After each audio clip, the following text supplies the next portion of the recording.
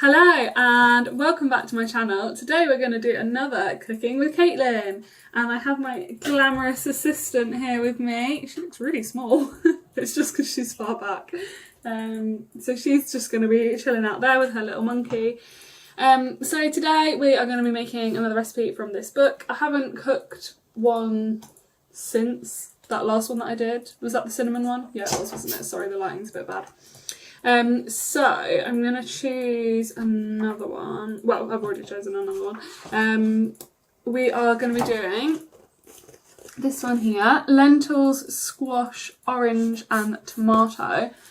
However, I am going to be swapping the squash for the rest of the swede because we've still got some swede left, and I wasn't going to buy a whole squash because squash are pretty big, to only use 60 grams of it, because then the rest of it would probably end up going to waste. So yeah, we're going to be using lentils, not squash, we're going to be using swede, tomato and fresh orange juice. So I have got with me some red lentils, some orange juice, and I brought the not from concentrate because it wanted fresh, so I thought not from concentrate, that means fresher, right, I think. And a tomato. So let's have a look what it says we need to do. Okay, so the first thing it says is place the lentils and squash, swede, in a pan to cook. So obviously I need to peel and chop my swede. So let me do that now.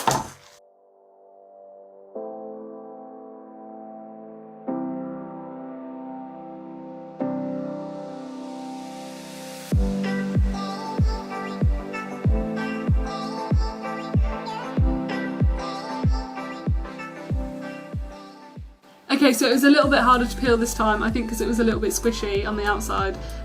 It'll still be fine to eat, but I did end up having to use the knife to peel it instead. So now I'm going to chop it up.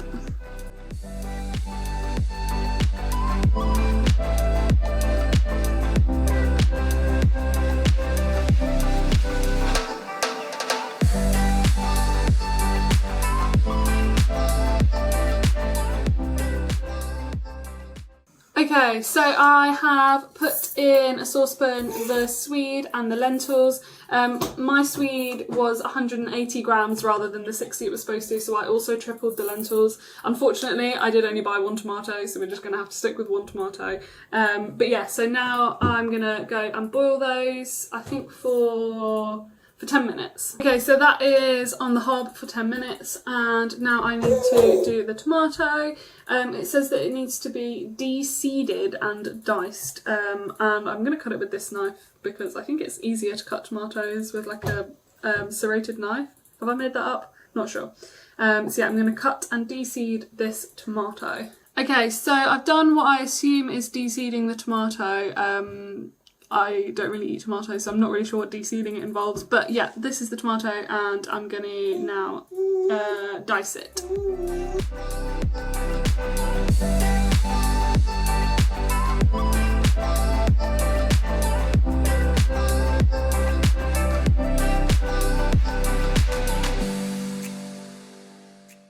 Okay, so there's still like a couple of minutes left on the timer, but tomato has been diced and is ready to go.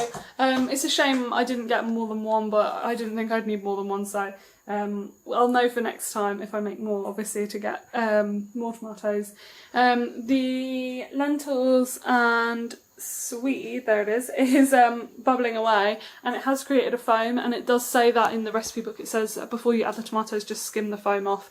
So I'm going to do that in a couple of minutes, add the tomatoes for 5 more minutes so that it can all soften up, and then yeah, and then we're nearly done.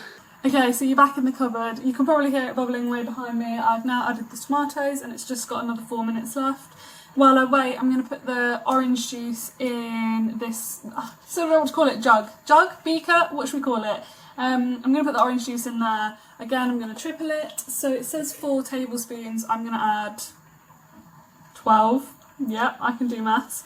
So yeah, I'm going to add 12 tablespoons of the orange juice to this jug. Okay, so here is the orange juice in the bottom of the jug. You don't need to add any of the cooking water to this one because obviously that is more than enough liquid.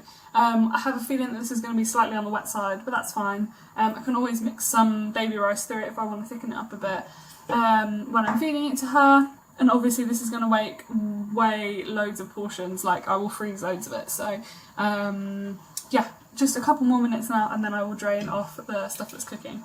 Okay, so I've just drained off the lentil, swede and tomato.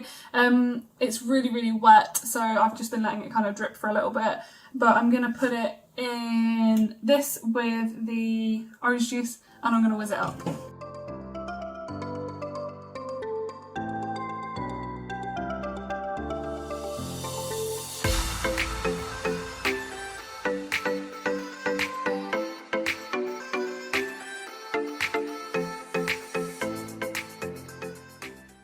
Okay, so like I already thought, it is very liquidy. I think I will definitely add some baby rice when I give it to her.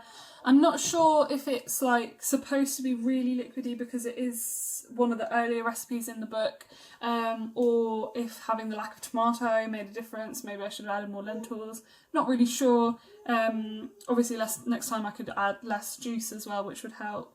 But yeah, obviously you can see there's loads of it. So what I'm going to do is I'm going to pour a little bit out, a portion for her now so that it can cool, and then yeah, obviously I will freeze the rest.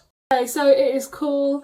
I obviously forgot orange juice is going to cool down quite quickly because the liquid is so wet. I am going to give it a go just on its own and see what she thinks. Like I said already, it is a little bit runny, but should we taste it? Tastes like lentils with orange juice. No, it's got like the texture and then the taste is quite strongly orange juice. Maybe I did put too much in, maybe I shouldn't have tripled it like the rest of the stuff, but anyway, yeah, we'll give it a go and we'll see what she thinks.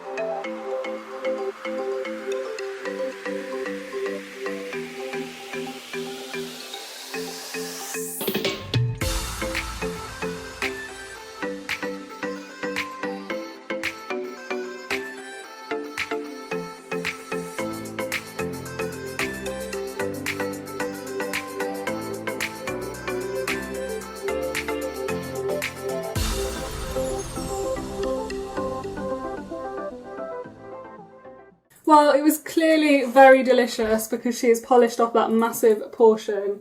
Yeah, she really enjoyed it. I would definitely recommend the recipe. Obviously I will play around next time with, if I make it again, with like the amount of liquid and stuff, but it wasn't too bad, and actually there were quite a few surprising lumps. I clearly didn't whiz it that well because it went so liquid. I assumed it was just all mushed up, but there was a few lumps of tomato and a few lumps of it's not squash, it's a swede, a few lumps of swede in it. So yeah, they did surprise her, but she ate them really well. So yeah, I would definitely recommend this recipe. So yeah, hope you enjoyed watching, hope this gave you some more cooking inspiration for your baby, and I will see you in tomorrow's video. Bye bye!